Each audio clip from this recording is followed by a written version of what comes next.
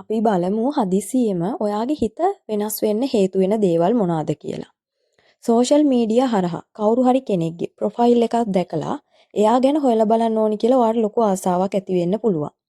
මේ වෙනකොට ඔයා විවාහ වෙන්න බලාපොරොත්තුෙන් හෝ රිලේෂන්ෂිප් එකක ඉන්නවනම් අනිත් අයගේ පෞල් ජීවිත ගත කරන විදිහ දැකලා එයාලගේ ආර්ථික ප්‍රශ්න රිලේෂන්ෂිප් වල ප්‍රශ්න දැකලා ඔයාගේ හිත වෙනස් වෙන්න පුළුවන්. දැම්ම මට විවාහයක් අවශ්‍ය නැහැ. තව ටික කාලයක් මම නිදහසේ ඉන්නවා කියන හැඟීම ඔයාට දැනෙන්න පුළුවන්. මම තනියම ජීවත් වෙන්න ඕනි වගේ හැඟීමක් ඔයාට එන්න පුළුවන්.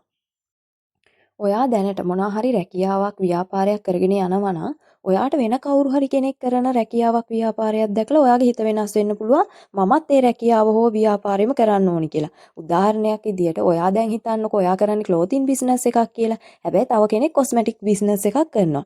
ඔයාට හිතෙනවා මම ක්ලෝතින් බිස්නස් එක නවත්තලා කොස්මැටික්ස් වලට ගියා නම් හොඳයි කියලා. අන්න ඒ වගේ ඔයාගේ හිත වෙනස් වෙන්න පුළුවන්.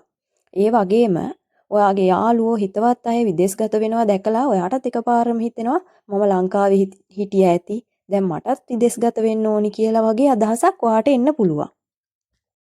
ඔයා කිසිසේත්ම බලාපොරොත්තු නොවුණු කෙනෙක් ඔයාගේ ජීවිතයට ඇවිත් ඔයාගේ හිත වෙනස් කරන්න පුළුවන්. ඔයාගේ ෆැමිලි එකෙන් ඔයාගේ යාළුවන්ගෙන් එතකොට ඔයා කරන රැකියාවෙන් ඒ දේවල් වලින් පවා ඔයාව දුරස් කරන්න පුළුවන්. ඔයා කවුරු හරි කෙනෙක් රිජෙක්ට් කළා නම් બ્લોක් කරලා තිබුණා නම් ආයේ ඔයාගේ හිත වෙනස් වෙනවා මම ආපහු මෙයාට අවස්ථාවක් දෙන්න ඕනි මෙයා හොඳ කෙනෙක් කියලා වගේ ඔයාගේ හිතට හැඟීමක් එන්න පුළුවන්.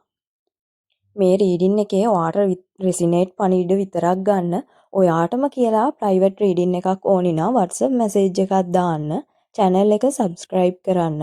ඔයාට සුබ දවසක් වේවා.